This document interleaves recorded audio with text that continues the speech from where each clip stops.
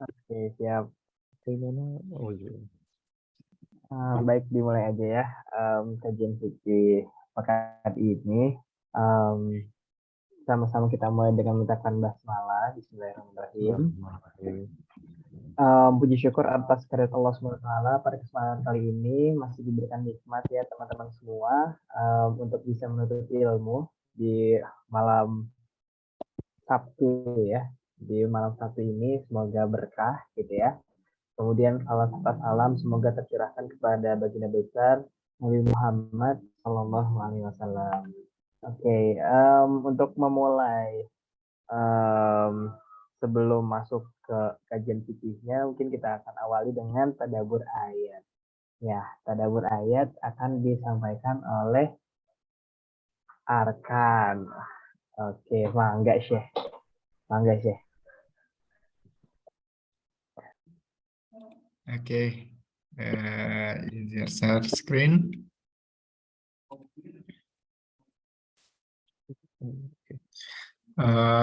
Bismillahirrahmanirrahim. Pada kesempatan malam hari ini, insya Allah tadabbur Quran kita melanjutkan yang sudah kita agendakan sejak awal, yaitu membahas tadabbur Quran surah Al-Anfal gitu ya. Dan melanjutkan tadabbur Al-Anfal yang sebelumnya itu baru sampai ayat 8. Dan pada malam hari ini coba kita tadabbur di ayat 9 dan ayat 10. A'udzubillahi minasyaitonirrajim. Yastagisuna rabbahum fastajaba lakum anni mumiddukum bi alfim minal malaikati murdifin. Wa ma ja'alahu Allahu illa busra walitadma'inna bi qulubukum wa ma nazaru illa min indillah innallaha azizun hakim. Yang artinya, ingatlah ketika kamu memohon pertolongan kepada Tuhanmu, lalu Dia mengabulkannya bagimu seraya berfirman, sesungguhnya aku akan mendatangkan bala bantuan kepadamu berupa 1000 malaikat yang datang berturut-turut. Allah tidak menjadikannya bala bantuan itu, melainkan sebagai kabar gembira dan agar hatimu menjadi tentram karenanya. Kemenangan itu hanyalah dari sisi Allah, sesungguhnya Allah Maha Perkasa lagi Maha Bijaksana. Baik teman-teman, dari dua ayat ini ada kisah lanjutan dari peristiwa Perang Badar yang dijelaskan di ayat-ayat sebelumnya. Yang saat itu latar belakangnya kan di Perang Badar itu kaum muslimin jumlahnya lebih sedikit dibanding kaum musyrikin, yaitu kaum muslimin itu berjumlah 300 belasan, yang populernya 313 gitu ya, melawan kaum musyrikin yang kurang lebih jumlahnya ada 1000 pasukan kayak gitu. Karena saat itu kita kalah jumlah, kalah dari segi persenjataan juga kita kalah kayak gitu. Saat itu Rasulullah tuh memandang ke arah pasukan kaum muslimin dan lalu memandang ke arah pasukan kaum musyrikin juga. Nah, saat itu Rasulullah tuh sambil memandang pasukan tadi tuh mengenakan selendang gitu ya. Lalu bermohon kepada Allah Subhanahu wa taala dengan doa yang mungkin kita nggak terlalu asing dengan doanya. Yang mana kalau terjemahannya itu ya Allah, jika Engkau binasakan kaum muslimin, tidak akan ada lagi seorang pun yang menyembahmu di bumi ini kayak gitu. Kurang lebih itu saking Rasulullah tuh saat itu minta pertolongan dari Allah supaya kaum muslim itu dimenangkan di perang Badar ini. Karena dari segi jumlah, dari segi persenjataan itu kita memang kalah gitu ya. Kalau mungkin strategi gitu, kita tuh nggak akan menang kecuali dengan pertolongan dari Allah kayak gitu. Bahkan saking seriusnya, saking khusyuknya Rasulullah memohon agar dimenangkan, itu tuh sampai selendangnya yang tadi dia pakai itu terjatuh gitu. Terjatuh, lalu selendang yang terjatuh itu diambil oleh Abu Bakar dan diletakkan di posisinya seperti sedia kala, yaitu di pundaknya. Lalu Abu Bakar mengatakan bahwa ini kurang lebih ya bahasanya, bahasa saya, wahai Rasulullah, cukuplah permintaanmu gitu. Karena sungguhnya Allah pasti akan mewujudkan apa yang telah Dia janjikan kepadamu kayak gitu. Nah, barulah turun ayat Al-Anfal ayat 9 ini. Itu sebagai jawaban dari doanya Rasulullah tadi. Seandainya engkau tidak menangkan kaum muslimin, tidak akan ada lagi orang yang akan menyembahmu di bumi ini gitu. Lalu ada sambungan ceritanya. Ini dilanjutin ke ceritanya dulu ya. Ada ceritanya sedikit sebelum ke ayat 10-nya. Dan ternyata benar datang 1.000 malaikat yang membantu kaum muslimin memenangkan peperangan Badar itu. Dan saat itu kaum musyrikin berhasil meninggal 70 orang dan 70 lainnya tuh ditawan kayak gitu. Karena saat itu kaum muslimin punya tawanan sebanyak 70 orang itu, Rasulullah ini berdiskusi kepada Abu Bakar, Umar dan juga Ali. Rasulullah bertanya ke Abu Bakar, Abu Bakar, bagaimana menurutmu tentang tawanan ini gitu? Kata Abu Bakar, ya Rasulullah, sesungguhnya tawanan ini adalah masih keluarga-keluarga kita, saudara-saudara kita gitu ya. Alangkah lebih baiknya mereka diberi tebusan saja gitu, dibebaskan dan kita mendapat tebusan, yang mana tebusan itu bisa memperkuat kaum muslimin. Nah, itu pendapatnya Abu Bakar. Tapi ketika Umar bin Khattab ditanya, wahai Umar, bagaimana pendapatmu? Ditanya sama Rasulullah, demi Allah sesungguhnya aku meminta izin kepadamu Rasulullah terhadap Fulan, kepada siapa gitu, saudaranya Umar, pokoknya izinkan aku untuk memenggal lehernya gitu, dan izinkan juga kepada Hamzah terhadap si Fulan, saudaranya Hamzah, untuk memenggal lehernya, dan juga berikan izin kepada Ali terhadap saudaranya Ali untuk memenggal lehernya.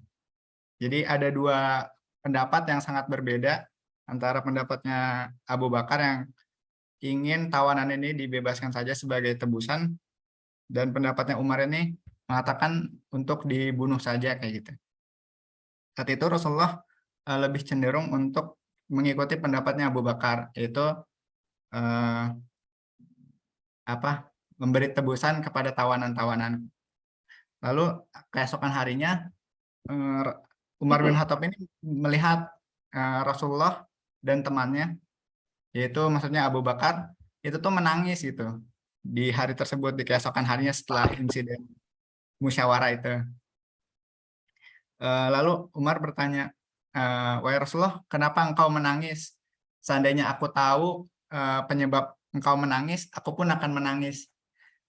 Tapi seandainya aku tidak mendapati alasan kenapa engkau menangis, aku pun akan berpura-pura menangis karena aku melihat engkau dan temanmu yaitu Abu Bakar menangis gitu. Luar biasa, saking luar biasanya Umar gitu.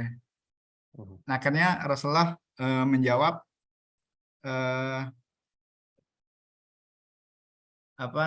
Rasulullah itu baru ditampakkan sebuah azab yang lebih dekat daripada pohon itu gitu. Jadi Rasulullah itu menunjuk sebuah pohon yang jaraknya dekat dari dia. Rasulullah itu baru ditampakkan sebuah azab yang lebih dekat daripada jarak pohon itu gitu. Ternyata turun wahyu setelah Rasulullah tadi memberi tebusan bagi tawanan, itu turun wahyu, yaitu Quran surah Ali Imran ayat 67 sampai 69. Yang di 67 itu dijelaskan, ada ayatnya, tapi kurang lebih intinya tidaklah layak bagi kaum muslimin untuk meminta tebusan sebelum musuhnya itu dikalahkan gitu. Kurang lebih kayak gitu. Jadi turun wahyu sebenarnya pendapat Umar tuh lebih mendekati kebenaran gitu ya. Mendekati, akhirnya makanya Rasulullah tuh menangis karena mengambil pilihan yang itu turun wahyu tersebut gitu. Terus bentar lupa. Ya itu ceritanya. Lalu kita lanjut ke penjelasan ayatnya. Di sini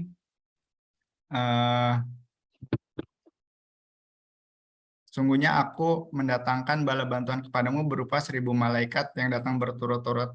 Nah, ini ada penjelasan dari para ulamanya. Ada dua pendapat. Pendapat pertama mengatakan bahwa 1.000 malaikat itu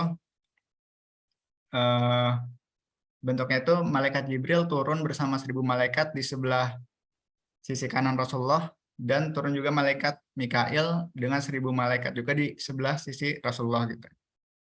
Itu pendapat pertama, pendapat ulama. Lalu pendapat yang kedua yang ini yang lebih masyhur, lebih terkenal pendapatnya bahwa 1.000 malaikat yang dimaksud sini itu yaitu malaikat Jibril datang bersama 500 malaikat di salah satu sisi Rasulullah, dan malaikat Mikail datang dengan 500 malaikat di sisi lainnya gitu.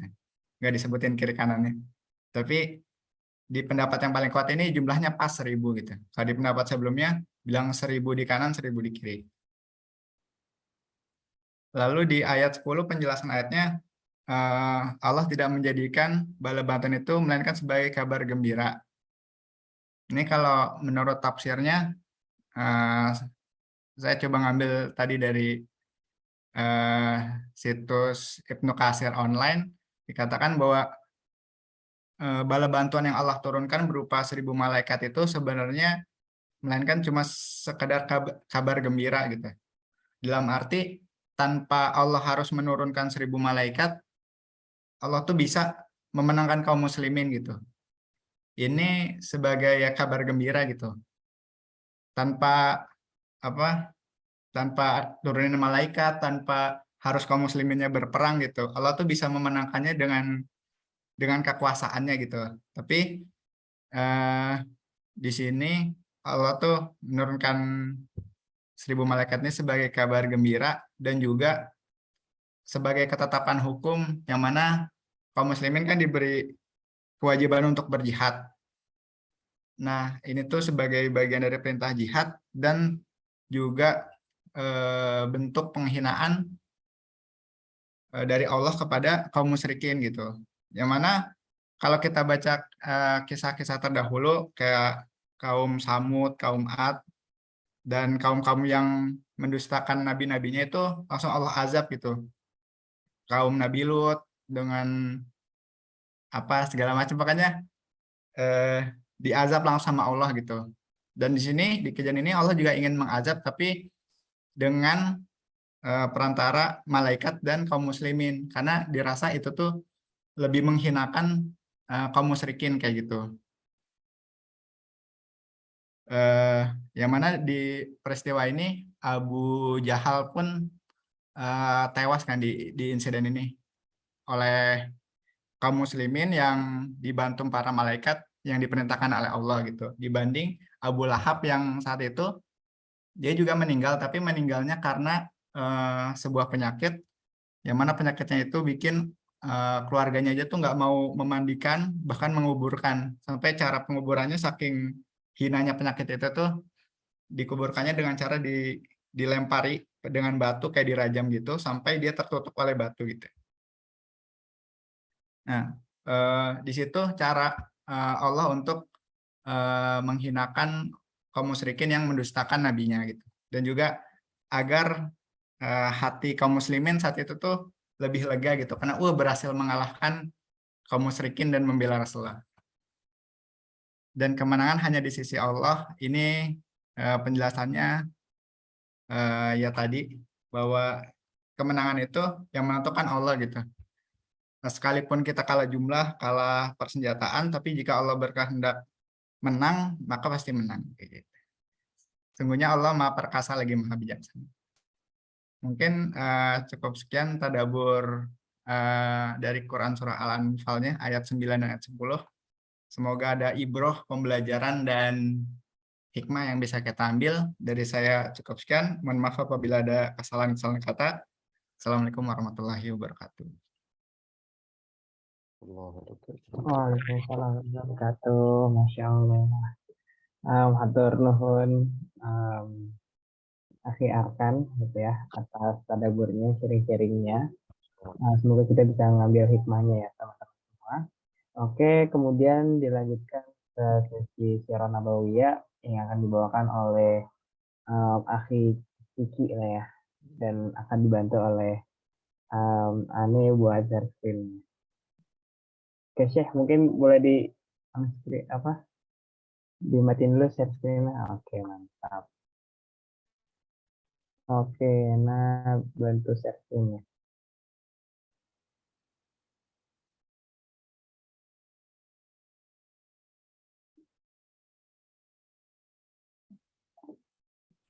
Oke, mangga.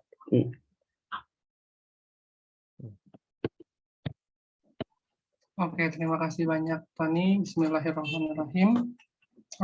Pada malam hari ini kita masuk ke Sirah Nabawiyah di halaman 119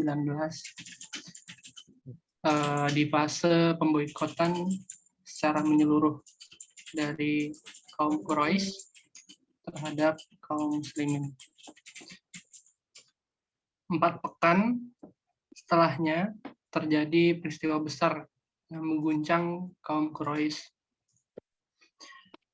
Umat Islam saat itu, boleh di next? Iya. Umat Islam saat itu menjadi sasaran pengepungan dalam hal ekonomi dan sosial secara penuh oleh kaum Quraisy. Pemboikotan tersebut dilakukan oleh kaum Quraisy karena kekurangan kekuatan. Dan orang-orang yang menjadi Muslim memilih meninggalkan agama nenek moyang mereka. Boleh di next. Lalu selanjutnya, pada akhirnya orang-orang musyrik berkumpul di perkampungan Bani Kinanah untuk membuat kesepakatan bersama menghadapi Bani Hashim dan Bani Al-Muttalib, yang isinya berupa larangan menikah, berjual beli, berteman, berkumpul, memasuki rumah, berbicara dengan mereka, kecuali jika secara sukarela mereka menyerahkan Muhammad untuk dibunuh. Bani Hashim ini merupakan anggota dari marga Bani Abdul Manaf, marga yang paling terhormat dalam suku Quraisy. Terus selain Bani Hashim juga ada Bani Al-Muttalib. Oke, boleh di next. Masuk ke fase piagam yang dibuat oleh kaum Quraisy untuk merealisasikan kesepakatan tadi. Mereka akhirnya menulis di selembar papan yang berisi kesepakatan dan ketetapan untuk tidak menerima perjanjian dari Bani Hashim dan tidak perlu peduli terhadap keadaan mereka sebelum mereka menyerahkan Nabi Muhammad untuk dibunuh. Ibnul Qayyim berkata, ada yang berpendapat piagam itu ditulis oleh Mansur bin Ikrimah bin Amir bin Hashim. Ada pula yang berpendapat piagam itu ditulis oleh Nad bin Al-Harits. Namun yang benar adalah Baghid bin Amir bin Haim. Lalu Rasulullah SAW berdoa untuk kemalangannya hingga tangannya menjadi lumpuh. Boleh di next. Waktu terus berjalan, cadangan dan bahan makanan sudah habis, sementara orang-orang musyrik masih tetap tidak membiarkan bahan makanan masuk ke Makkah. Keadaan Bani Hashim dan Bani Al-Muttalib pada saat itu benar-benar menggenaskan ya. Mereka kelaparan. Boleh di next. Lalu genap 3 tahun, 3 tahun keadaan berjalan seperti itu, terjadilah di mana fase pembatalan piagam. Sebenarnya banyak orang di sana tidak rela dengan penulisan piagam yang dibuat oleh orang-orang musyrik itu, yang pada akhirnya mereka berkumpul di suatu tempat yang terpencil dan bersepakat untuk membatalkan piagam. Mereka mendatangi Abu Jahal di tempat pertemuan mereka di dekat Ka'bah satu persatu dan secara terbuka menyuarakan penentangan mereka terhadap boikot. Akhirnya dukungan publik kemudian bergeser terhadap boikot tersebut. Boleh di next. Saat itu Abu Thalib hanya duduk di pojok masjid dan menghampiri orang-orang Quraisy. Ia percaya bahwa keponakannya tidak akan pernah berbohong. Abu Thalib menantang para pemimpin Makkah dan berkata, jika anak saudaranya berbohong, ia akan menyerahkan Nabi Muhammad SAW kepada mereka.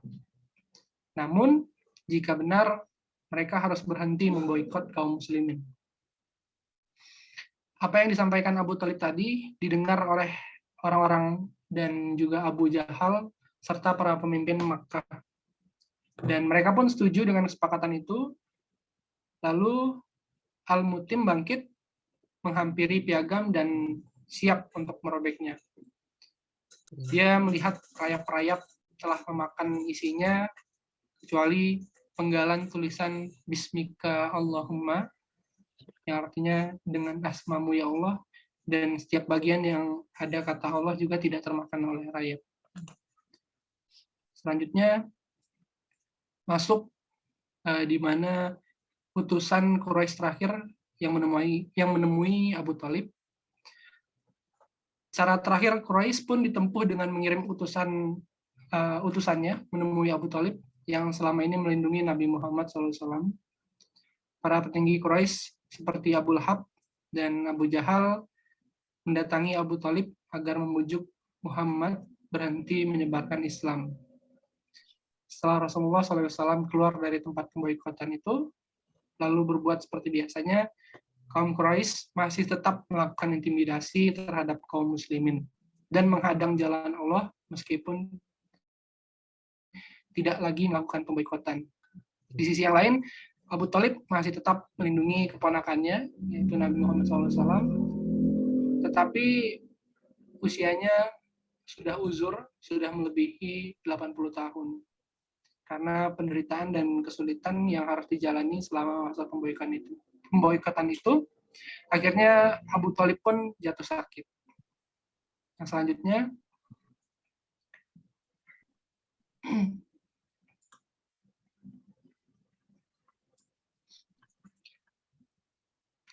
sebelumnya. Nah, maka dari itu akhirnya kaum Quraisy mengirim utusan sekali lagi, dan ini merupakan utusan Quraisy yang terakhir kalinya untuk menemui Abu Thalib. Mereka berdialog. Isi dialognya seperti ini. Wahai Abu Thalib, kami tahu kedudukan kamu di tengah kami, dan engkau juga tahu mengapa kami datang kali ini. Keadaanmu membuat kami cemas. Engkau juga tahu apa yang terjadi di antara kami dan anak saudaramu. Panggillah dia. Ambil apapun dari kami untuk diberikan kepadanya, dan engkau harus menyerahkan urusan dirinya kepada kami, agar dia berhenti mengganggu kami, dan kami bisa menghentikan tindakannya, membiarkan kami dan agama kami, kata Abu Jahal. Maka Abu Thalib mengirim utusan memanggil Rasulullah SAW. Setelah Rasul tiba, beliau pun berkata, wahai paman, apakah engkau tidak mau mengajak mereka kepada sesuatu yang lebih baik bagi mereka?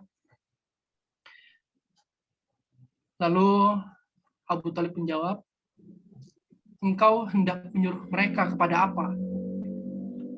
Boleh selanjutnya. Rasulullah menjawab, satu kata saja yang kalian ucapkan, maka kalian akan merajai seluruh bangsa Arab dan menundukkan orang-orang non-Arab. Lalu Abu Jahal di sana bertanya kepada Rasul, apa satu kata yang engkau maksudkan itu? Demi bapakmu, kami pun bisa memberikan kepadamu 10 kali lipatnya, kata Abu Jahal.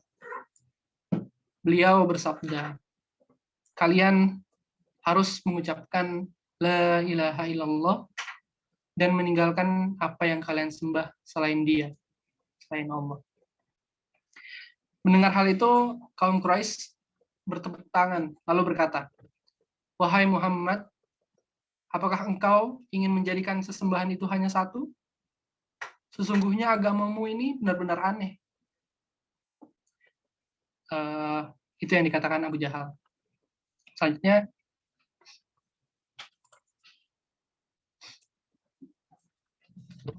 akhirnya mereka hanya bisa saling kasak kusuk. Lalu Rasul pun berkata, demi Allah, orang-orang ini tidak mau memberikan sedikit pun dari apa yang kalian kehendaki. Silakan pergi dan pertahankan agama leluhur kalian hingga Allah membuat keputusan di antara kalian dan dirinya. Setelah itu mereka pergi secara berpencar, lalu turun firman Allah, yaitu selanjutnya surat Sad ayat 1-7 yang artinya Sod demi Al-Quran yang mempunyai keagungan, sebenarnya orang-orang kafir itu berada dalam kesombongan dan permusuhan yang sengit. Betapa banyaknya umat sebelum mereka yang telah kami binasakan. Lalu mereka meminta tolong, padahal waktu itu bukanlah saat untuk lari melepaskan diri. Dan mereka heran karena mereka kedatangan seorang pemberi peringatan, yaitu Rasul dari kalangan mereka. Dan orang-orang kafir berkata, ini adalah seorang ahli sihir yang banyak berdusta. Mengapa ia menjadikan Tuhan-Tuhan itu Tuhan yang satu saja? Sesungguhnya ini benar-benar suatu hal yang sangat mengherankan. Dan pergilah pemimpin-pemimpin mereka seraya berkata, pergilah kamu dan tetaplah menyembah Tuhan-Tuhanmu, sesungguhnya ini benar-benar sesuatu hal yang dikehendaki. Kami tidak pernah mendengar hal ini dalam agama yang terakhir. Ini mengesahkan Allah. Tidak lain hanyalah dusta yang diada-adakan. Mungkin itu aja yang bisa aku sampaikan pada malam hari ini. Selanjutnya bisa dikembalikan ke Tony lagi. Semoga kita bisa menangkap hikmah dan pelajaran dari sirah Nabi yang tadi. Assalamualaikum warahmatullahi wabarakatuh. Waalaikumsalam warahmatullahi wabarakatuh. Terima kasih Vicky atas penyampaian secara nabawiyahnya. Oke, selanjutnya akan dilanjutkan ke agenda berikutnya. Langsung aja ke Bang Kiren gitu Bang. Ya, mangga Bang. Oke, bismillahirrahmanirrahim. Mungkin Anda tambahin tadi yang diulas sama Arkan sama Kiki ya. Tadi itu istaghisuna rabbakum fastajaba lakum rabbukum anni mumiddukum bi alfin minal malaikati murdifin. Lalu busyra lakum wa litatma'inna bihi qulubukum. Apa tuh ya? Itu kan bantuan dalam bentuk malaikat itu kan busyra lakum wa litatma'inna bihi qulubukum. Litatma'inna bihi qulubukum. Nah, jadi ikhwatul iman rahimakumullah, kadang hiburan itu ya, sebuah motivasi, sebuah dukungan, kadang bisa jadi belum menenangkan hati gitu ya. Kita dimotivasi, wah kamu insya Allah bisa jadi orang kaya. Gitu. Tapi kenapa kayak hati gitu tuh masih kering gitu ya, masih belum tergerak untuk jadi orang kaya atau belum pasti gitu. Nggak tahu kayak caleg-caleg itu karena sering ketemu sama caleg-caleg itu. Insya Allah nih dukungan kita akan kuat nih. Gitu. Tapi beliau bilang, kenapa ya istilahnya apa yang orang janjikan itu nggak menenangkan hati. Jadi kadang dukungan itu belum tentu juga menenangkan hati. Gitu. Belum semuanya juga memastikan hati ini mantap. Gitu. Nah, itulah kenapa seorang mukmin itu pada akhirnya walaupun dengan tawakalnya dan ikhtiar dia yang sudah maksimal, maka yang membuat hati dia tenang itu ialah doa dan bantuan Allah. Itu nggak ada yang lain. Nah, lihat di perang Badar ini itu tawakal para pasukan Badar itu udah maksimal sekali karena mereka datang ke perang Badar itu kan bukan untuk peperangan kan untuk mencegah pasukan mencegah kafilah dagang. Jadi tiba-tiba harus dituntut untuk siap untuk berperang. Nah, itu kan luar biasa tuh suasananya. Nah, sampai kalau kenapa Rasulullah berdoa sampai yang tadi dibacakan Arkan itu ya. In lam tansur hazihil isabah lam tu'bad fil ardi abadan. Kalau engkau tidak menolong kelompok ini, maka engkau tidak akan disembah selama-lamanya. Itu kan doa yang agak keras gitu ya. Karena itu kalau kita baca sirah itu, coba berarti ini doa yang sudah di titik mana tuh pengharapan atau harapan Rasulullah tuh agar pertolongan Allah tuh datang. Berarti kan ini doa yang luar biasa kan. Dan di saat yang sama itu mental para sahabat dan Rasulullah itu udah di titik dia meminta tolong, ya Allah nih harus ditolong gitu. Nah, itulah kenapa ketika mungkin bisa jadi ada entitas politik lain mengatakan kami akan mendukung kamu, tapi itu nggak menenangkan hati. Nah, akhirnya memang yang menenangkan hati itu ialah ketika kita berdoa dan pertolongan Allah itu tiba. Maka jangan sampai hanya mengandalkan ikhtiar. Ini kalau dia agak super itu sebenarnya memang pembahasan Sayyid Qutb ya. Tapi Sayyid Qutb ini karena udah dicap sebagai teroris dan bapak dari teroris, bapak yang menginspirasi gerakan terorisme. Itu kalau antum baca di jurnal-jurnal Q1 Islamic Studies dan kebanyakan itu jurnal-jurnal orang Indonesia ya. Itu memang sudah di framing Sayyid Qutb itu ya bapak inspirasi dari terorisme. Tapi kalau antum baca Zilalul Quran untuk masalah tafsir Al-Anfal ini luar biasa. Jadi beliau bilang umat Islam itu belum akan dibantu, akan ditolong sama Allah sebelum mereka mempersiapkan ikhtiar madiyah, ikhtiar materi mereka. Jadi materi istilahnya tentara harus disiapkan, tank harus yang terbaik. Senapan juga harus yang paling mutakhir, yang paling canggih gitu. Nah, Allah juga tidak akan menolong pasukan yang sudah memiliki senjata ini sebelum ruhiyah dia juga kuat. Jadi walaupun mereka sudah punya senjata yang bagus, tapi ruhiyah belum memadai, itu nggak akan ditolong sama Allah. Dan kalau kaum muslimin sudah memiliki senjata materi yang luar biasa, punya roket yang paling mutakhir, punya roket kendali yang paling canggih lah, kalah punya Amerika. Lalu batin mereka kuat, sholat malam mereka kuat, itu belum juga akan ditolong sama Allah sampai hati kaum muslimin itu yang tersisa dalam hatinya ialah bahwa an-nasru illa min wa man nasru illa min indillah. Nggak akan ada pertolongan kecuali dari Allah SWT. Jadi walaupun mereka sudah punya persiapan yang lengkap, strategi udah oke, persiapan batin, sholat tahajud udah oke, tapi di dalam hatinya kalau sudah murni, nggak ada lagi dalam hatinya kecuali kemenangan itu hanya dari Allah, baru turun kemenangan itu. Jadi lihat gimana tingkatan kemenangan itu ya. Nggak bisa kalau cuman mengandalkan materi, nggak bisa mengandalkan sholat malam yang panjang dan tilawah berjus-jus, nggak bisa.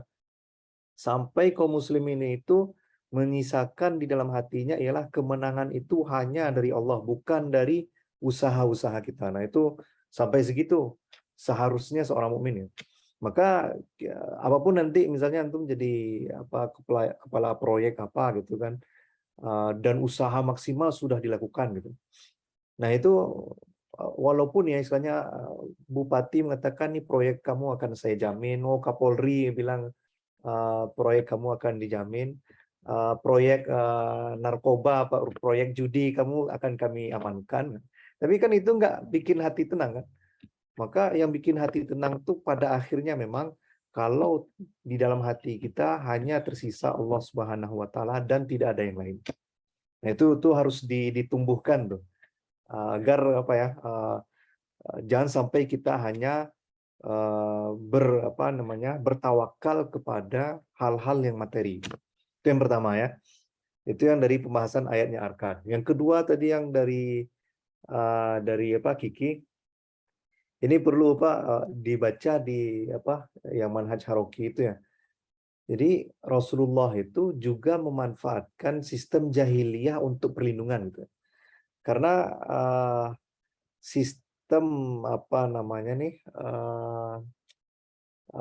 asobiahnya apa bahasa Indonesianya? Fanatisme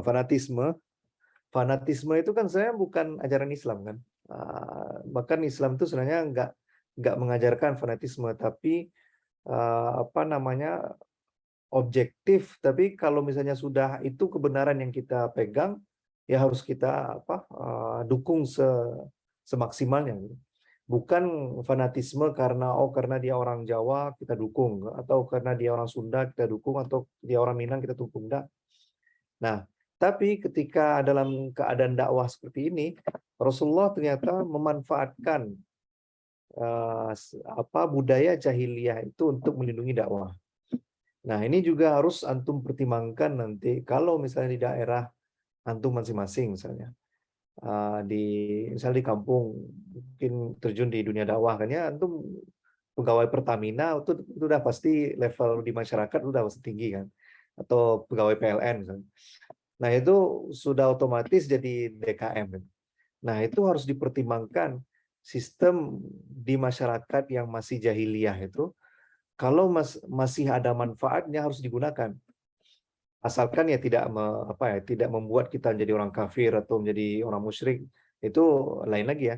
Tapi kalau misalnya kayak kalau di masjid itu orang masih tahlilan, dan dengan merawat tahlilan ini orang masih mendengarkan nasihat-nasihat antum. Nah itu harus dirawat, karena tahlilan itu ini contohnya bukan tahlilan itu masih ajaran Islam. Tapi kalau misalnya orang ini ceritanya Gubernur Jawa Barat Ustadz Aher, beliau bilang di budaya orang Sunda itu ada setiap ada acara gitu, ngasih seserahan juga ke pantai selatan, sama kayak orang Jogja gitu. Jadi harus ngasih seserahan lah ke orang ke pantai selatan agar ombaknya nggak besar dan sebagainya. Lalu waktu itu Ustadz Aher ini datang ke acara acara pemberian itu kan, pemberian seserahan sesajen ke laut itu. Tapi setelah acara itu beliau bilang ke SKPD provinsi gitu, ini acara tahun depan harus kita bikin lebih meriah lagi.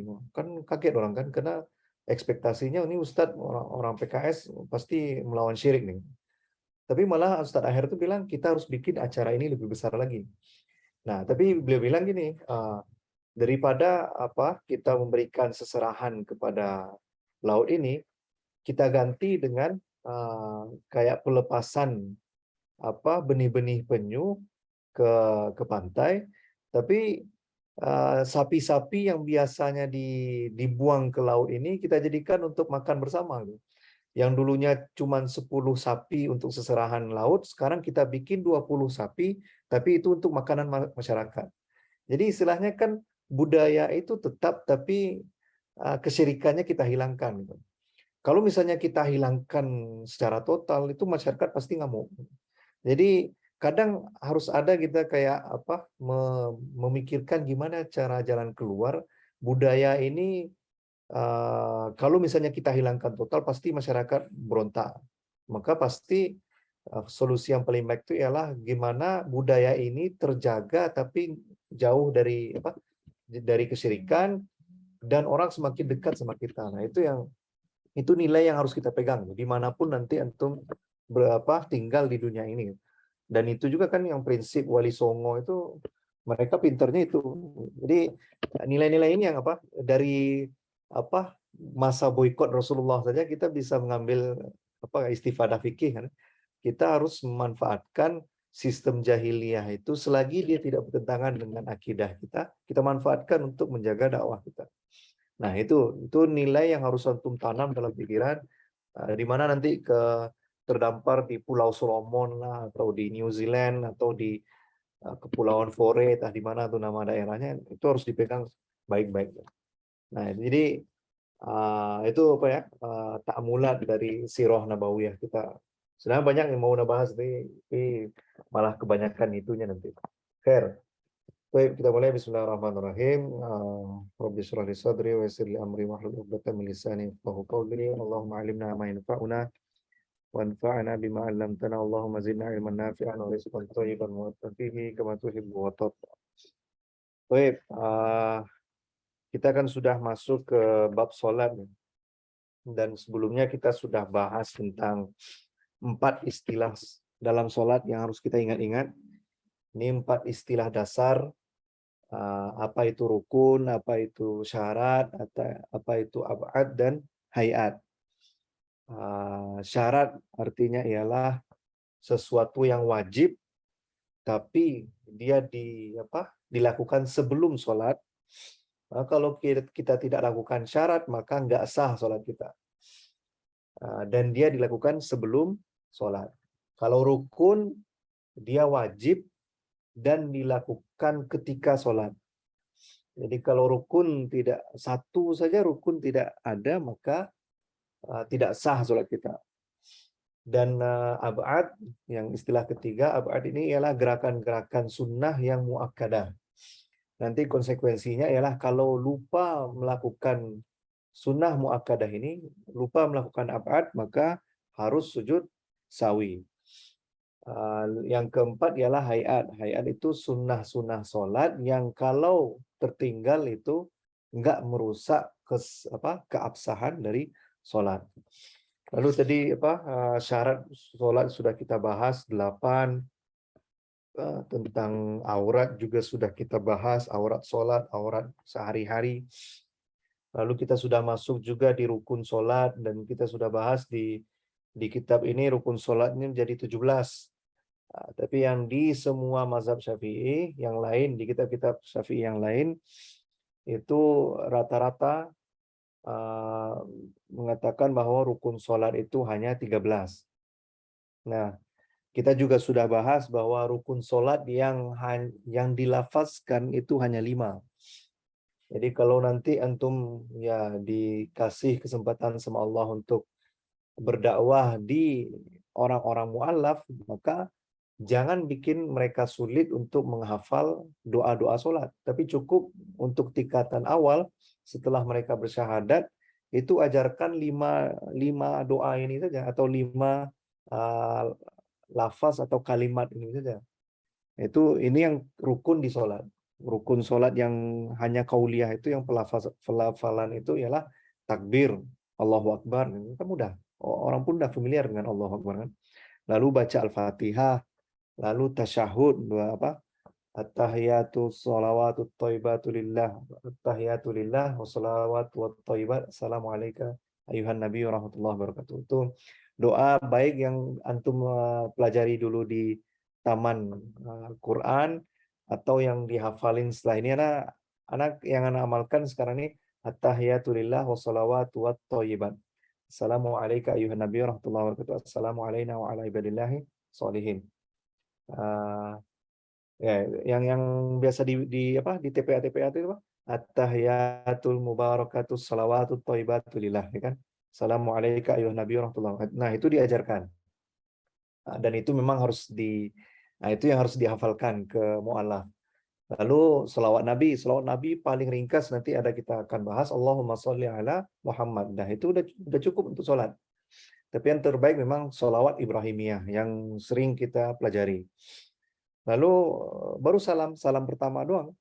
Jadi assalamualaikum warahmatullah, bahkan assalamualaikum saja sudah sah sholat kita. Jadi ajarkan saja lima lafaz ini. Insya Allah itu udah cukup bagi mu'allaf. Nah, itu rukun ya. Nah, baru kita bahas setiap setiap rukun ini. Baru kita bahas tentang setiap rukun ini. Nah, kita mulai dari niat. Gimana caranya? Oke, niat. Bismillahirrahmanirrahim. Niatis sholat, di niat sholat. Nah, ini ada 3 yang harus antum pahami. Oke. Jadi sholat itu kan nanti dibagi, ada sholat fardu di F, ya. Sholat fardu, ada sholat sunat, oke. Dan sholat sunat yang yang terikat lah, sholat sunat terikat. Karena bikin ST ya. Kalau di catatan silakan tulis sholat sunat terikat, sholat sunnah muqayyadah. Lalu di sini ada sholat mutlak. Oke. Sholat sunat mutlak. Nah ini ingat-ingat istilah ini. Ada sholat fardu, ada sholat sunat terikat, ada sholat mutlak. Nah, di sini ada di tabel yang ini ya. Di tabel ini ada ada di sini namanya niat qasdunnya ya, tujuan, lalu ta'yin ini ditentukan ini D aja yang ditentukan, ini tujuan, ini ditentukan, dan levelnya apa, ingat-ingat dulu misalnya, ini tujuan, ditentukan, dan level. Oke. Dalam sholat fardu itu harus dilafazkan tujuannya apa? Usolli. Nah, itu usolli itu tujuannya. Lalu ditentukan ini sholat sholat sunat atau sholat kan tadi usolli. Nah, D ini yang ditentukan ini jenis sholat apa? Zuhur, asar, maghrib, isya, atau subuh. Ini yang sholat 5 waktu ya. Jadi usolli, terbalik sih. Aduh, di sini L lah, di sini L. Sorry. Ini ditentukan, ini level, ini apa tadi? Tujuan, level sama ditentukan. Oke. Usolli. Lalu di sini levelnya ialah fardu, sholat fardu. Di sini subhi. Usolli fardu zuhri. Berarti usolli fardu maghrib, usolli fardu isya. Nah, kalau sholat fardu 3 ini harus ditentukan, harus dipastikan di dalam hati ada. Kalau enggak kita tentukan sholat subuh doang, misalnya. Kita di kepala gitu cuman sholat subuh, maka kita nggak bilang sholat subuh ini wajib atau enggak. Nanti akan ada pembahasan. Kalau nggak kita anggap bahwa ini wajib tuh nggak sah sholat kita.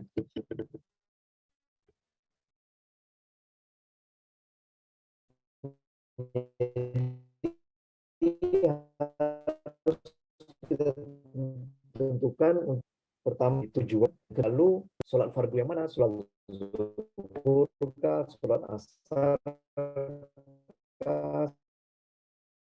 sholat isya, sholat maghrib, dan sebagainya.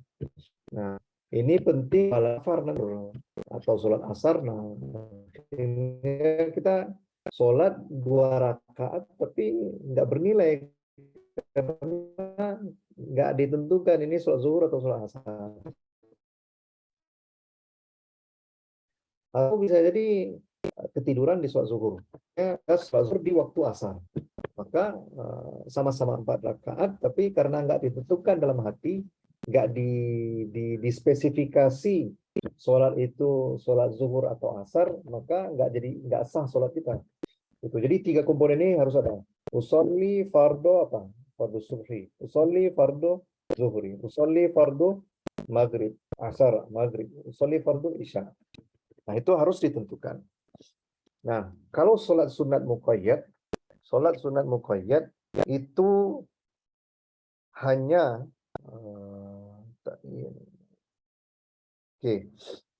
hanya ditentukan tujuan dan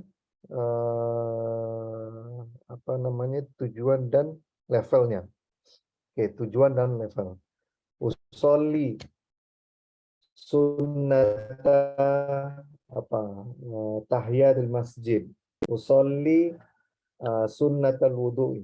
Usolli sunnatal fajri. Nah, itu harus disampaikan. Kita sampaikan sunnah dan jenis sholatnya apa. Nggak bisa itu dihitungnya sholat mutlak. Maka kita nggak akan dapat fadilah sholat sunat subuh. Karena kita nggak ada niat sama sekali.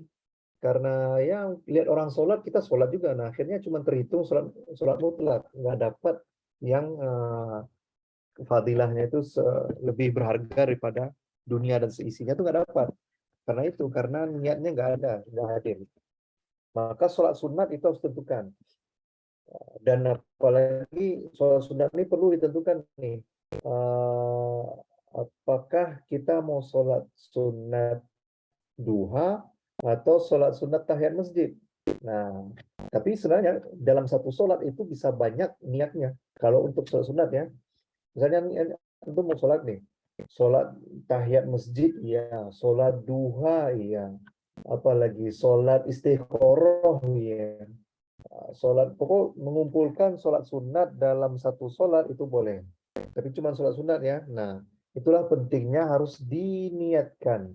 Dan untuk menguatkan niat itu di mazhab Syafi'i dilafazkan. Nah, sampai sini oke lah ya. Nah, baru kita baca di sini. Oke. Oke. Nah, an-niyatu salah satu darajatin. Niat itu ada 3 derajat, 3 tingkatan. In kana sholatu fardhan, kalau sholat itu wajib, sholat fardu, wajib qasdul fi'li. Qasdul fi'li ini tujuan dari perbuatan itu apa? Usolli. Wa ta'yin. Ta'yin ini kita tentukan mana nih, sholat fajar kah, sholat zuhur kah, sholat asar, sholat maghrib, sholat isya, harus ta'yin, harus ditentukan. Lalu fardiyah, lalu kita harus lafazkan ini sholat fardu. Usolli fardo subhi, usolli fardo zuhri. Nah, itu di sholat wajib. Itu di sholat wajib. Nah, untuk sholat wa in kana nafilatan muakkatah. Nah, kalau sholat itu ialah sholat sunat yang waktunya ditentukan, nah kan ini konsekuensinya karotibatin auzati sababin, seperti sholat rawatib. Sholat rawatib kan bisa jadi 4 rakaat sebelum zuhur kan, 4 rakaat, lalu sholat zuhur 4 rakaat juga. Lalu apa beda antara 2 sholat itu? Maka harus ditentukan, dibedakan dengan niat. Oke. Wajib qasdul fi'li, wajib menentukan ini apa? Usolli. Lalu ta'yinnya apa? Sholat sunat apa gitu. Sholat sunat rawatib, sholat sunat tahiyat masjid, sholat sunat wudhu, apapun jenis sholatnya. Sholat sunat id, sholat sunat istisqa, sholat sunat istikharah, itu harus ditentukan. Nah, wa in kana nafilah mutlaqan wajib qasdul fi'li faqat. Kalau cuman nafilah mutlak, misalnya tadi sholat mutlak ya, sholat sunat yang mutlak, kapanpun mau dilakukan. Bahkan ini di hadis Nabi itu idza hazamul amru faza'a ila shalah. Kalau Rasulullah itu lagi ditekan banyak masalah, masalah perang lah, masalah sahabat lah, masalah sahabat yang cerai lah, masalah banyak permasalahan yang harus diputuskan sama Rasulullah. Kalau Rasulullah lagi banyak masalah, beliau langsung pergi sholat. Nah, ini sholat yang mutlak kan, nggak ada ditentukan waktu, bukan setelah lagi wudhu, bukan mau sholat wajib, berarti sholat rawatib, enggak. Berarti cuma sholat mutlak. Nah, kalau sholat mutlak, wajib qasdul fi'lil faqat. Wajib tentukan usolli, dan selesai. Usolli, tahu mau sholat, dah selesai. Gitu. Jadi, ini yang kenapa di mazhab Syafi'i detail, karena niat itu yang menentukan atau membedakan ini sholat atau budaya. Gitu. Lalu, sholat ini derajatnya apa? Fardu atau sunnah. Nah, di sunnah ini apa bedanya antara sunat fajar dengan tahiyat masjid? Nah, itu harus dilafazkan dua-duanya agar dapat pahala kedua-dua pahala. Tapi kalau cuman sholat sunat fajar doang, maka ya fadilah sholat sunat fajar yang kita dapatkan. Atau kita datang sholat subuh di masjid, langsung sholat untuk karena kebiasaan kita sholat tahiyat masjid, maka kita hanya mendapatkan pahala tahiyat masjid, bukan sholat sunat fajar. Oke, sampai sini oke ya. Semoga nggak jelimet nih pembahasannya. Nah, itu pentingnya niat. Nah, semoga ini tuntas ya. Nah, itulah kenapa di masyarakat kita tuh mereka lafazkan.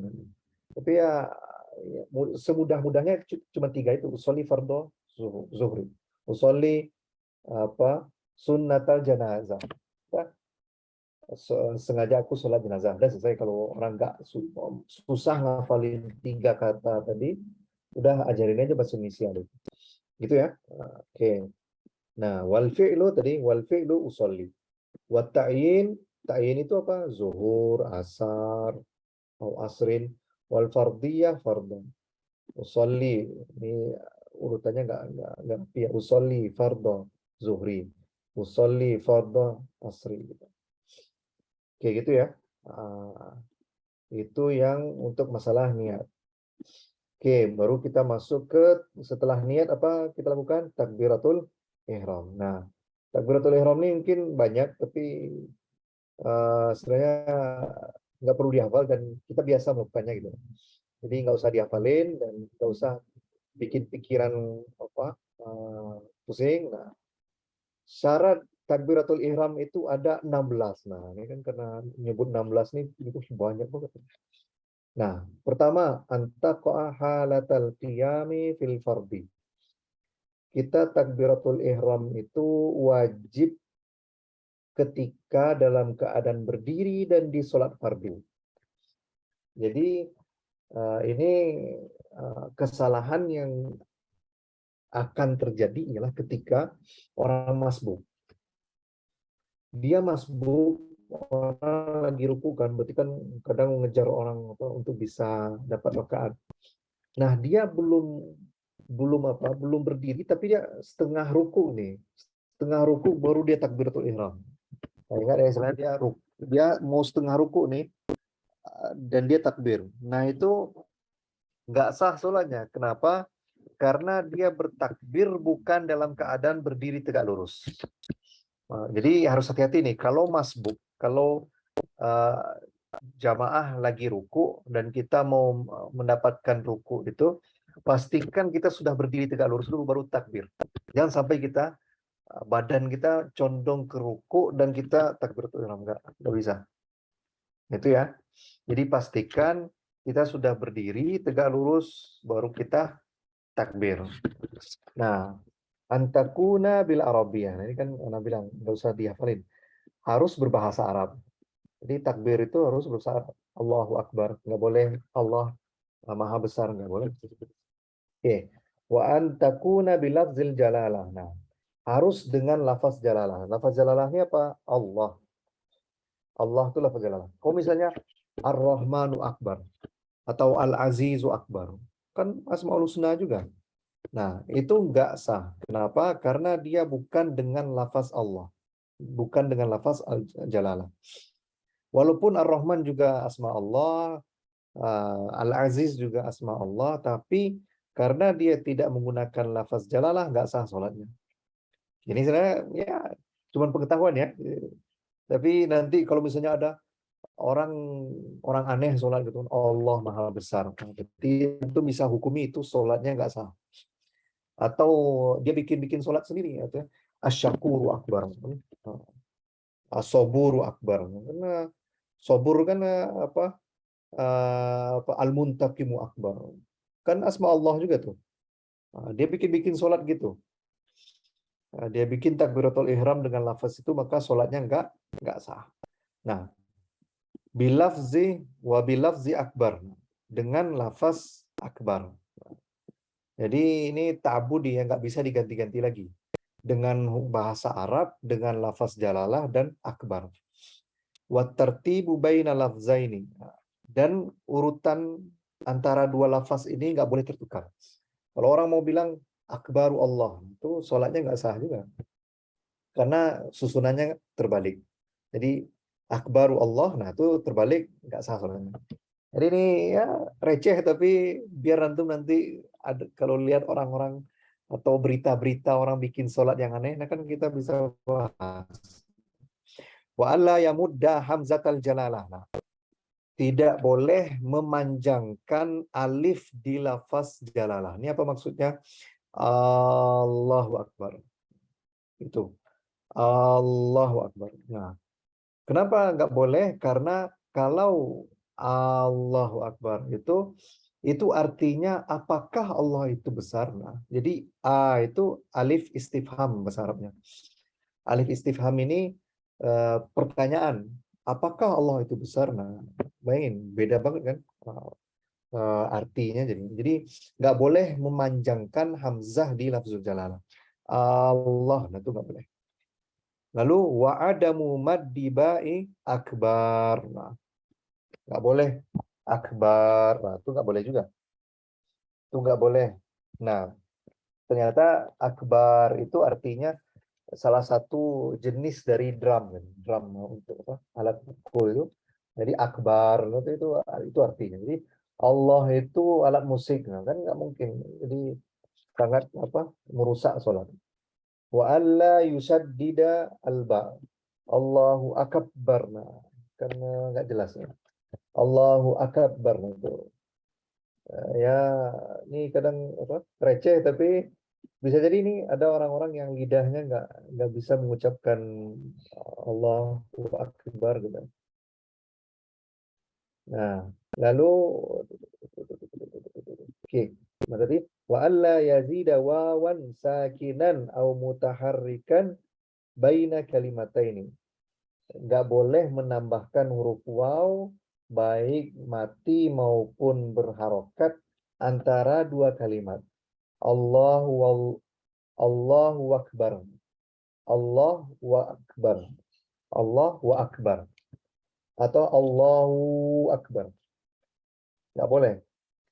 Karena ada huruf waw yang mati di sana atau huruf waw yang berharokat. Allahu akbar. Allahu akbar.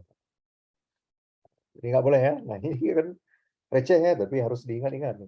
Wa alla yazida wawan qablal jalalah. Nggak boleh menambah huruf waw di sebelum kata Allah. Wallahu akbar. Nggak boleh juga. Untuk takbir nih, wallahu akbar. Nggak boleh. Jadi harus murni Allahu akbar. Oke.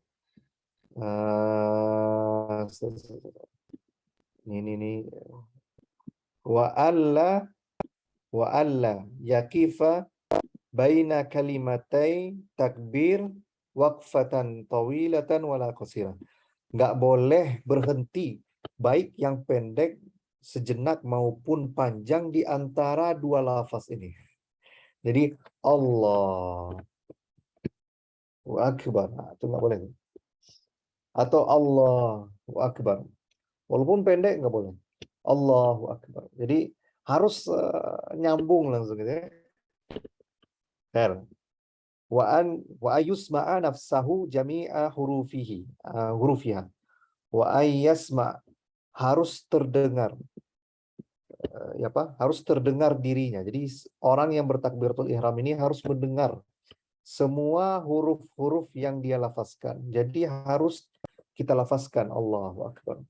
Nggak boleh mulut kita tertutup, dalam hati doang takbiratul ihram nggak boleh.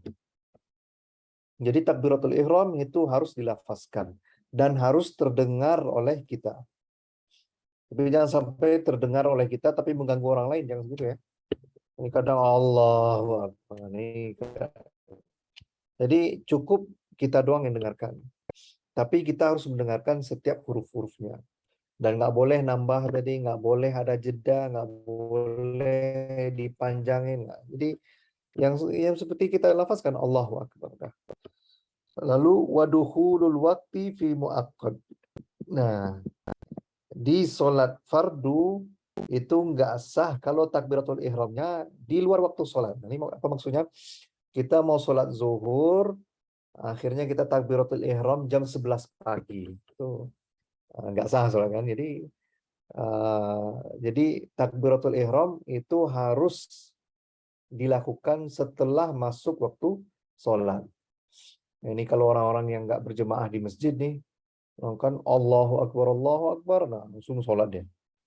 Nah, tapi kalau misalnya belum masuk waktu sholat, dia udah takbiratul ihram, nah itu nggak sah takbiratul ihramnya. Wa iqa'uha halal istiqbal. Nah, harus bertakbiratul ihram ketika sudah menghadap kiblat. Jadi kalau takbiratul ihram belum menghadap kiblat, wah kan kita lagi ngejar shaf nih.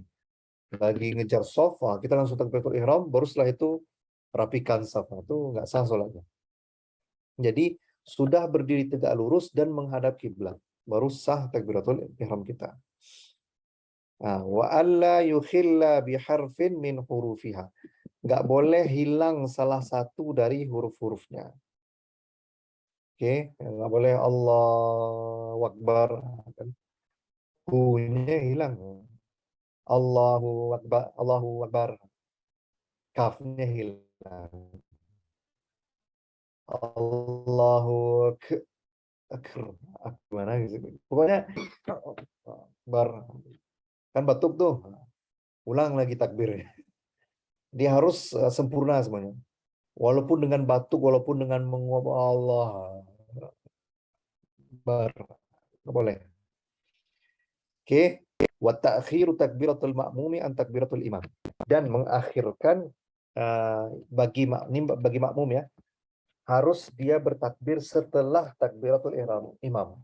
Nggak boleh sama dan nggak boleh mendahului. Jadi nggak boleh mendahului, nggak boleh sama. Nah, ini ada hadis yang dibacakan oleh yang ngajarin ya. Jadi Nabi SAW itu bilang, man adraka takbiratul ihram, takbiratul ihram, siapa yang istilahnya bersama takbiratul ihram bersama imam selama 40 hari, arba'una sobahan, 40 sholat fajar, Man adraka takbiratul ihram arba'una sobahan, siapa yang bisa bertemu takbiratul ihram 40 sholat fajar, katabalahum baro'atan, dia ditulis oleh Allah SWT bebas dari dua hal. Itu pertama, baro'atu minan nar wa baro'atu minan nifaq. Dia bebas dari neraka, dan bebas dari sifat kemunafikan. Jadi siapa yang bertemu dengan takbiratul ihram imam selama 40 kali sholat subuh, maka dia dipastikan bebas dari neraka dan dipastikan bebas dari kemunafikan. Ini hadis dari Rasulullah SAW. Itulah kenapa kalau menjadi anggota Hamas itu harus ada surat dari pengurus masjid bahwa dia tidak pernah meninggalkan sholat subuh selama 40 hari. Ini hadisnya dari hadis ini. Oke. Itu udah jam 9 aja. Allah. Oke. Ini sanggup ya. tambah lah ya, tambah Al-Fatihah dikit. Oke, syurutul Fatihah. Tadi masalah takbiratul ihram, kita masuk ke rukun yang ketiga, Al-Fatihah. Al-Fatihah itu ada syaratnya 10 nih ya, nggak perlu dihafal tapi kita rasa-rasain ya. Pertama, tertib. Itu maksudnya apa? Setiap ayat nggak boleh acak-acakan. Ihdinas siratal mustaqim, alhamdulillahirabbil alamin, itu nggak boleh. Lalu al-muwalah. Al-muwalah ini artinya ialah antara satu ayat dengan ayat yang lain nggak boleh terpotong. Bismillahirrahmanirrahim. Alhamdulillahirabbil alamin. Harus diikuti langsung. Wa mura'atu hurufiha. Harus memperhatikan setiap huruf-hurufnya. Ini Al-Fatihah harus diperhatikan setiap huruf-hurufnya. Wa mura'atu tasdidiha. Setiap yang bertasdid itu harus ditasdidkan. Wa alla yaskuta saktatan tawilatan wala qasiratan yaqsuduha qata'al qira'ah. Enggak boleh diam antara satu ayat dengan ayat yang lain, baik itu diam yang panjang maupun yang pendek, dengan maksud untuk memberhentikan bacaan. Nah, ini maksudnya Bismillahirrahmanirrahim. Dengan niat untuk berhenti membaca, nggak boleh. Dan ini pengecualian kalau antum bersin atau menguap atau apa namanya ya, ada batuk lah atau apa. Nah, itu bukan apa ya, nggak masuk dalam kategori ini. Jadi kita berhenti karena menguap, nah nggak ada masalah. Berhenti karena batuk itu nggak ada masalah. Tapi kalau memang niatnya untuk memberhentikan bacaan, jadi batal Al-Fatihah. Wa qira'atu kullu ayatiha wa minha basmalah. Membaca setiap ayat Al-Fatihah termasuk diantaranya ialah basmalah. Jadi di mazhab Syafi'i itu membaca basmalah itu termasuk dari rukun sholat. Jadi kalau alhamdulillahirabbil alamin, nah itu bukan mazhab Syafi'i. Jadi itulah kenapa kalau masyarakat kita yang nggak baca basmalah lalu dia keluar dari soft, nah itu ya memang dia mazhab Syafi'i yang sangat tulen sekali gitu ya. Jadi kalau antum jadi imam maka harus baca Al-Fatihah. Ya. Wa adamul lahnil mukhilli bil makna. Nggak boleh ada kesalahan bacaan yang menghilangkan maknanya.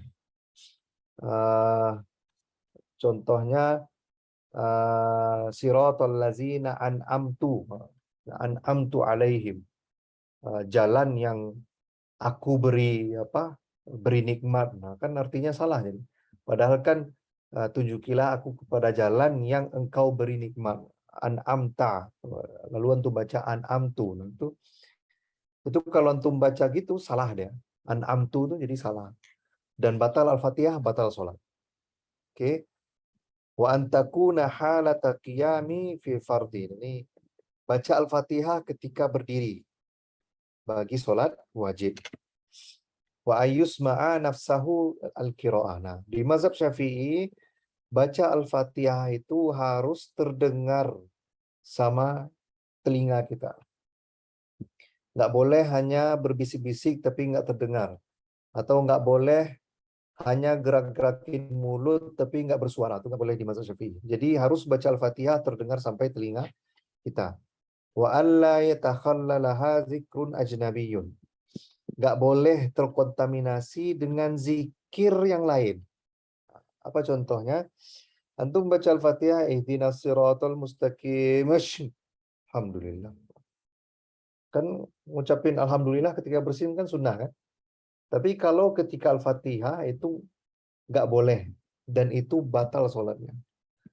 Walaupun antum baca Al-Fatihah dan melihat ada pemandangan yang indah, subhanallah. Itu nggak boleh. Jadi itu membatalkan sholat. Karena di Al-Fatihah ini sangat sakral sekali. Setiap hurufnya nanti setelah ini baru ya, karena waktu nggak cukup, kita nih bahas tentang tasdidnya Al-Fatihah, matnya Al-Fatihah dan sebagainya. Jadi sangat sakral Al-Fatihah ini, jangan sampai terganggu dengan yang lain, walaupun dengan zikir apapun. Bahkan di sini wa'alla yatakhallala zikrun ajnami, nggak boleh berzikir pun sama sekali selain bacaan Al-Fatihah. Subhanallah walhamdulillah wala ilaha illallah, itu nggak boleh kita baca ketika ayat Al-Fatihah ini. Wallahu taala alam bisawab. Mungkin sampai sini dulu pembahasan kita, berarti sampai syarat Al-Fatihah. Mungkin agak apa ya istilahnya, pembahasannya nggak perlu dihafal sih, udah biasa kita lakukan, tapi menambah wawasan lah ya, agar nanti kalau ngajarin orang bisa kita jelaskan gitu. Allah taala bisawab. Silakan kalau ada pertanyaan ya. Oke, baik. Mungkin oke, mangga kepada teman-teman. Kalau ada yang mau ditanya, oke, mangga Kiki. Oke, Hane dulu ya. Oke. Silakan. Oke, izin bertanya, Ustadz. Jadi tadi dalam sholat sunnah itu boleh meniatkan 2 sholat sunnah dalam 1 kali sholat sunnah. Misal saya ingin sholat duha sekaligus sholat sunnah istikharah di waktu sholat duha. Berarti itu boleh ya Bang? Boleh. Oh, boleh. Sholat sunat boleh digabungkan sebanyak-banyak mungkin. Oh. Oke. Terima kasih Bang. Tambah lagi itu sunat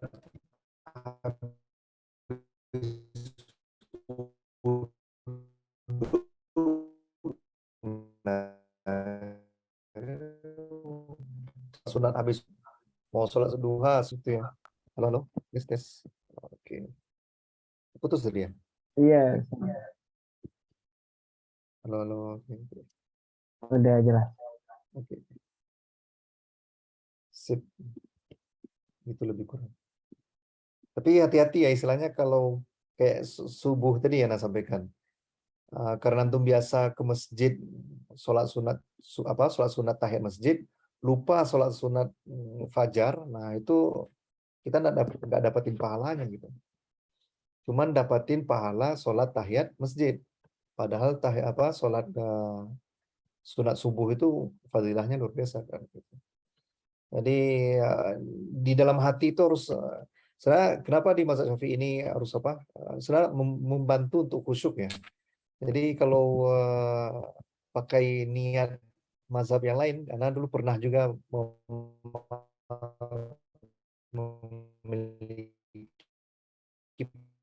pemahamannya begitu.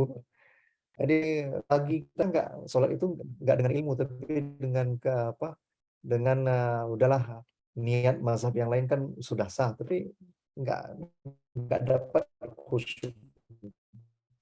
Jadi kalau Al-Fatihah jadi gitu juga kan. Kalau kita nggak tahu Al-Fatihah itu sangat sakral, jadi kita nggak khusyuk dalam sholat.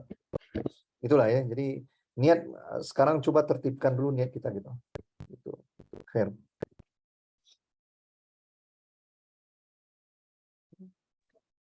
Lanjut. Oh iya nah. Sampai 30 ya. Mau jemput istri. Iya, Ustaz.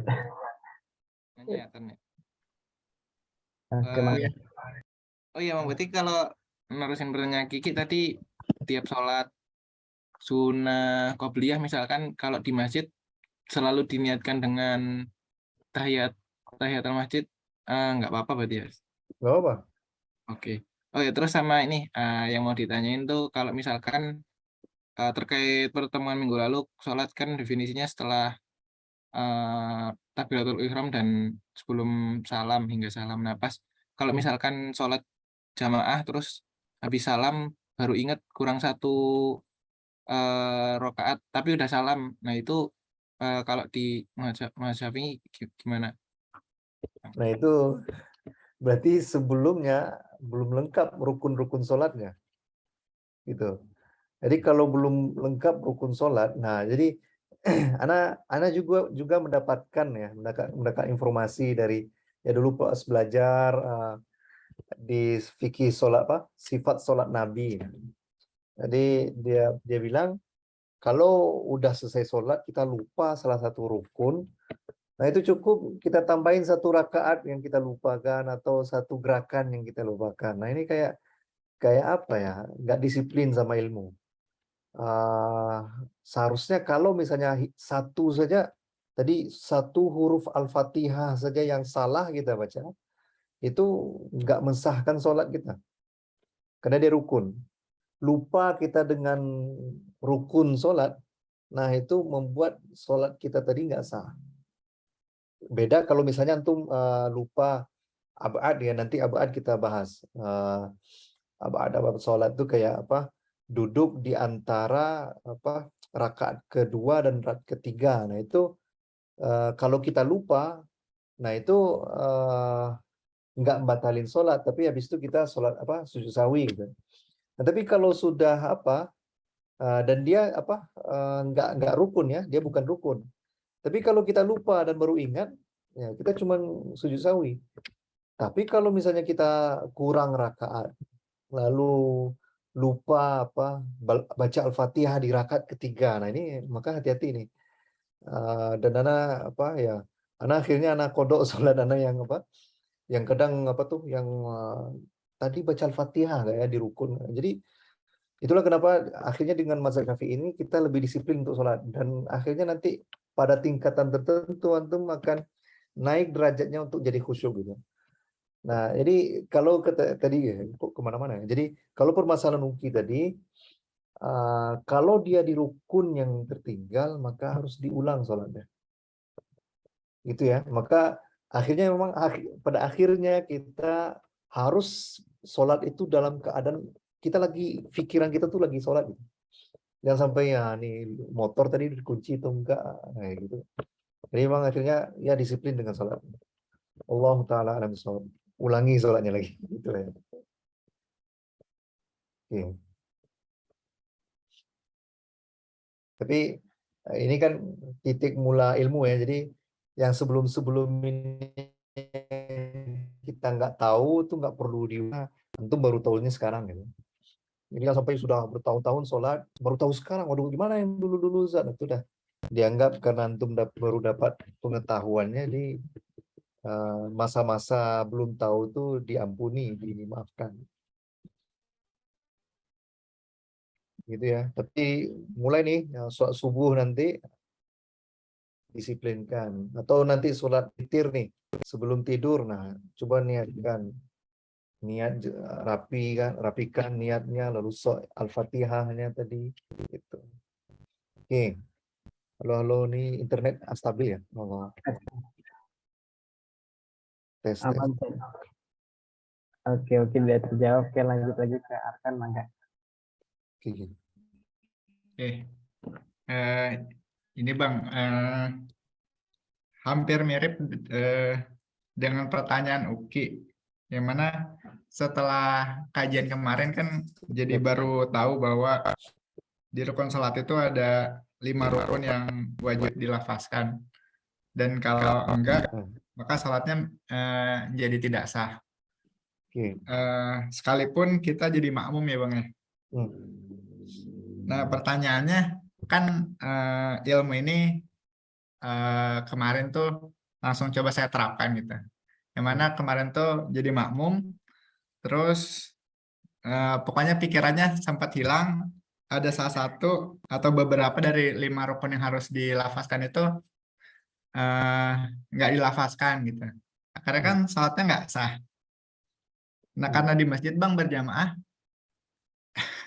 kita tuh kalau ingin mengulang lagi tuh lebih baik tetap di masjid, kita ulang sholatnya atau pulang dulu. Karena ada khawatiran kalau di masjid, dia kok sholat lagi gitu. Itu baiknya gimana Bang? Apakah ngulang di rumah atau di masjid? Dan yang kedua adalah gimana supaya nggak terjebak ke was-was dalam sholat juga. Kalau nggak salah, kalau kita takut salah itu kan juga gangguan dari setan ya. Gitu. Terima kasih. Ini kalau di sholat jamaah, keutamaan sholat jamaah itu ya, itu imam yang nanggung semuanya.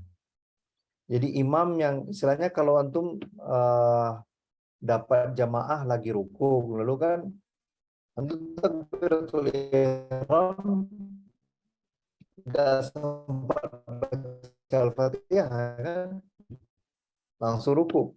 Nah itu sholat karena Al-Fatihahnya itu diwakilkan sama imam. Antum baca, tapi terpotong sama salamnya imam, itu boleh antum salam langsung. Karena sudah diwakilkan sama imam. Itu keutamaan dari sholat jamaah ya. Nah, tapi kalau ya apa, kayak ini kasusnya apa nih? Lupa baca sholawat Nabi kah? Sholat apa? Tasyahud apa? Akhir tuh gimana? Ini lupa. Eh, hilang aja bang pikirannya entah kemana gitu. Jadi nggak baca sama sekali beberapa dari 5 yang harus dilafazkan. Nah, ini kalau wallahu taala alam ya. Kalau yang dulu-dulu ini apa sudah diwakilkan sama imam. Itulah kenapa sebenarnya imam tuh apa posisi yang berat karena dia menanggung dan antara berat atau enggak juga karena dia kalau baca Al-Fatihah itu pahala orang yang sholat di belakang dia tuh untuk dia juga kan karena dia sudah mewakili Al-Fatihah jamaahnya. Tapi di saat yang sama kalau dia salah dia tuh nanggung kesalahan jamaahnya. Nah, jadi bisa jadi ya Allah Ta'ala alam dengan merasa bersalah tadi ini Allah ampuni karena Allah kan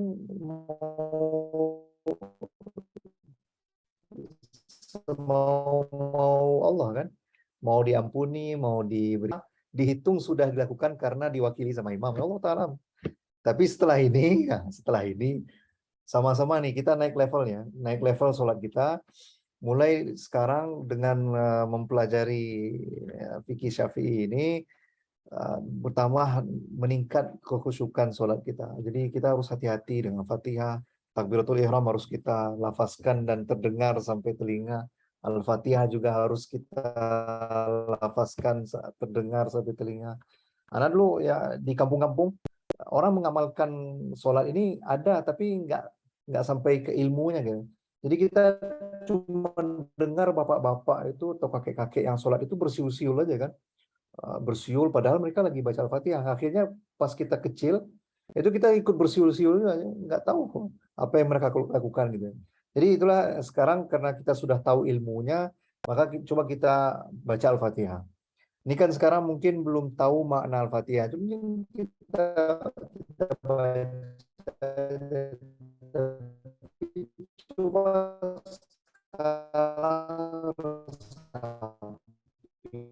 Alhamdulillahirabbil Ar-Rahman akhirnya kan lambat bacaan sholat kita. Dan kalau kita hadirkan juga apa arti Al-Fatihah itu semakin naik lagi level.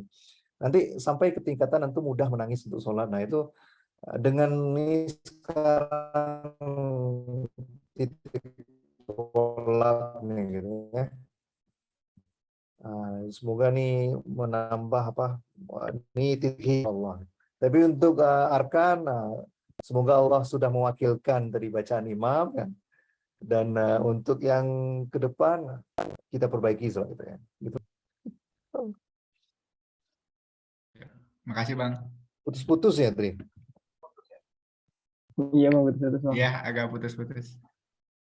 Aduh. Iya. Oke.